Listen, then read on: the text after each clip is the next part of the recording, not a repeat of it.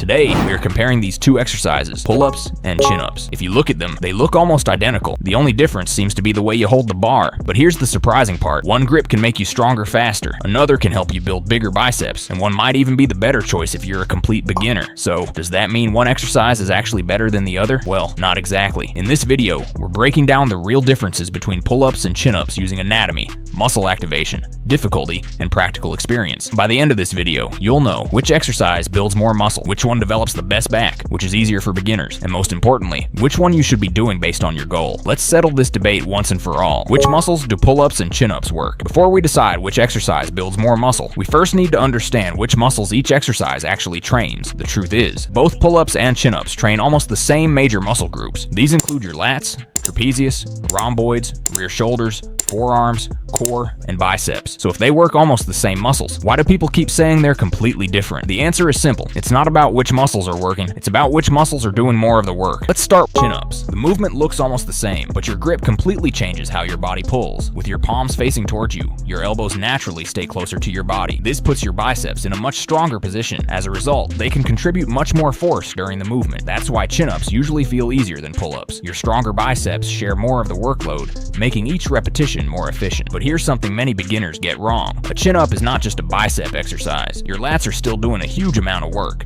Your back remains the primary muscle group, while your biceps simply provide more assistance than they do during a pull-up. So, here's the easiest way to remember it. Pull-ups, more emphasis on the lats and upper back. Less help from the biceps. Chin-ups, more emphasis on the biceps and forearms. Still, an excellent exercise for building your back. Now here's where things get interesting. Just because one exercise emphasizes a muscle more, does that automatically mean it builds more muscle? Let's find out. Which exercise builds more muscle? Now let's answer one of the biggest questions. Which exercise builds more muscle? The short answer is, both of them can build an incredible amount of muscle. In fact, neither exercise has been proven to be universally better for muscle growth. Here's why. Your muscles don't know whether you're doing a pull-up or a chin-up. They only respond to one thing: mechanical tension. In simple words, mechanical tension is the force your muscles produce while working against resistance. The more tension your muscles experience, and the closer you train to failure with good form, the stronger the signal for muscle growth. So whether you're doing pull-ups or chin-ups, if you're challenging your muscles consistently and progressing over time, both exercises can stimulate muscle growth. The real difference is where that growth is emphasized. If your goal is to build a wider, thicker looking back,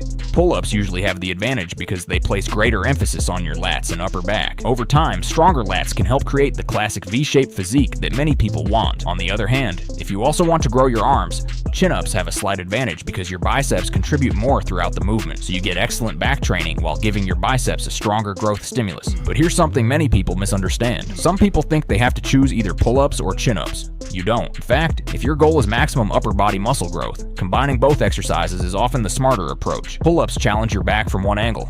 Chin-ups challenge the same muscles from a slightly different angle while increasing bicep involvement. Together, they create a more complete training stimulus than relying on just one variation. So instead of asking, which exercise builds more muscle? Ask yourself, which muscles do I want to emphasize? Because that's what really determines which exercise should be your priority. And now that we know both exercises can build muscle, let's answer another important question. Which one actually builds more strength? Which one develops the best back? Now let's answer another popular question. Which exercise builds a better back? If your goal is to build a wider, stronger looking back, pull-ups usually have the edge. Here's why. During a pull-up, your overhand grip places more of the workload on your latissimus dorsi, or simply your lats. These are the large muscles on the sides of your back that create the famous V-taper, a look where your shoulders appear broad and your waist looks narrower. Because your biceps contribute less during a pull-up, your back has to work harder to lift your body. That extra demand is one reason pull-ups are considered one of the best exercises for back development. But does that mean chin-ups are bad for your back? Not at all.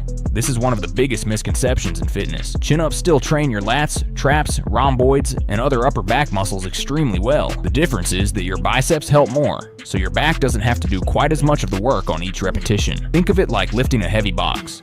If one person helps you carry it, you're still carrying the box, but you're sharing the effort. That's exactly what's happening during a chin-up. Your back is still working hard, but your biceps take on a bigger share of the load. So, if your only goal is building the biggest and widest back possible, pull-ups should probably be your main focus. But if you enjoy chin-ups or can perform more of them with good technique, don't avoid them. They're still one of the best upper body exercises you can do. In fact, many experienced athletes include both variations in their training. Pull-ups help maximize back emphasis. Chin-ups add extra arm involvement while continuing to develop the back. Together, they create a stronger, more balanced upper body. So the final answer is simple. Pull-ups are generally better if your priority is maximizing back development. But But the best overall results usually come from training both, not choosing one forever. Which one is easier for beginners? Now let's answer one of the most important questions for anyone who's just starting calisthenics. Which exercise is easier for beginners? For most people, the answer is chin-ups, but not because they're an easy exercise.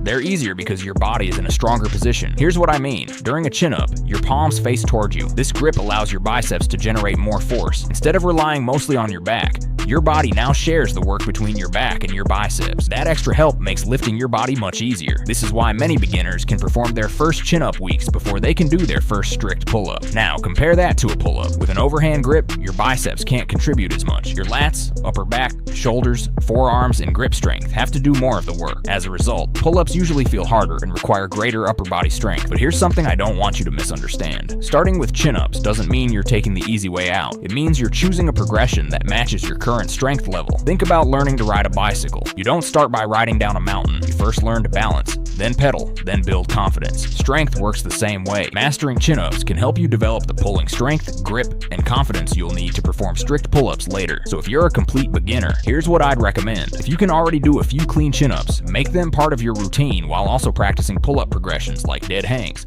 scapular pull-ups, and negative pull-ups. And if you can't do either exercise yet, don't worry. Start by building your pulling strength with assisted chin-ups, resistance bands, or an assisted pull-up machine. Everyone starts somewhere. The goal isn't to impress people on your first day. The goal is to become stronger every single week, because remember, the best exercise isn't the hardest one. It's the one you can perform with good technique and continue progressing on consistently. Which one should you be doing based on your goal? By now, you've probably realized something. This isn't a battle of pull-ups versus chin-ups. It's about choosing the right tool for the right job. So let's make it simple. Goal number 1, build a wider back. If your main goal is to develop a wide V-shaped back, prioritize pull-ups. Goal number 2, build bigger arms. If your goal is to grow your biceps while still training your back, prioritize chin-ups. Goal number 3, you're a complete beginner. If you're just starting your calisthenics journey, start with chin-ups if you can perform them with good form. They're usually easier to learn because your biceps provide more assistance. If you can't perform a single chin-up yet, begin with assisted chin-ups, resistance bands, or negative repetitions until you build enough strength. Goal number 4, build maximum upper body strength. If your goal is to become as strong as possible, train both. Goal number 5, build the best overall physique. If your goal is to build an impressive upper body, don't choose one.